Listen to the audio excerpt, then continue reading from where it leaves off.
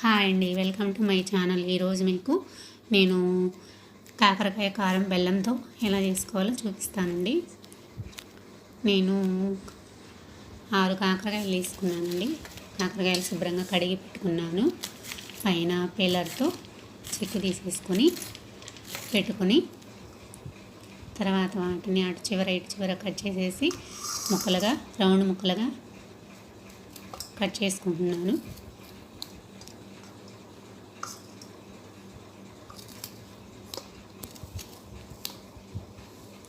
చూసారు కదా, అలా ముక్కలన్నీ కట్ చేసుకున్న తర్వాత ఇట్లా రౌండ్గా కట్ చేసుకున్న తర్వాత వాటిని ఒక గిన్నెలో వేసుకొని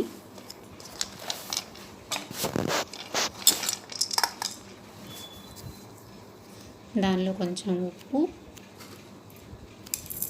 పసుపు వేసుకోవాలి. వేసుకున్న తర్వాత వాటిని అంతా కలిపేసి మూత పెట్టుకొని ఒక పావు గంట కానీ 20 నిమిషాలు కానీ పక్కన పెట్టేసుకుందాం. ఈలోపు మనము 2 ఉల్లిపాయలు తీసుకొని కొంచెం నేను మీడియం సైజు పెద్ద ఉల్లిపాయలు తీసుకున్నాను. 2 అవి చిన్న చిన్న అంటే పొడవుగా ముక్కలుగా కట్ చేసుకోవాలన్నమాట. అట్లా కట్ చేసుకొని పక్కన పెట్టేసుకున్నాను. తర్వాత కాకరకాయలు చూద్దాం అన్నమాట ఎట్లా ఉన్నాయో. అట్లా పసుపు ఉప్పు వేసాం కదా, ఉప్పు అంతా కరిగిపోయింది కదా. అట్లా శుభ్రంగా దానిలో వచ్చిన వాటర్ అంతా పిండేసుకొని ఆ ముక్కలన్నీ వేరే ప్లేట్లోకి తీసుకుందాం. ముక్కలన్నీ తీసేసుకున్న తర్వాత బాండీ పెట్టుకొని బాండీలో నూనె పోసుకొని కాకరకాయ ముక్కలు వేయించుకోవాలి.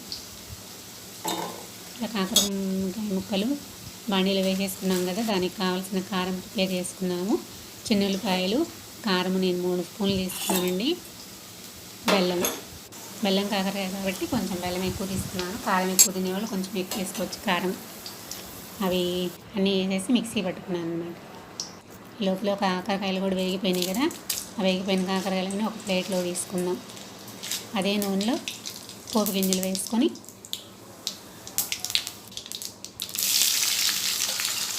కరివేపాకు ఉల్లిపాయలు అన్నీ వేసేసుకొని వేయించుకుంది. అందులో కొంచెం పసుపు సరిపాను ఉప్పు వేసుకొని వేయించుకుందామండి. అట్లా పసుపు ఉప్పు వేస్తే తొందరగా వేగుతాయి కదా, అందుకని వేసుకొని వేయించుకున్న తర్వాత కొంచెం అట్లా వేగిన తర్వాత అందులో కాకరకాయలు వేసేసుకున్నాం.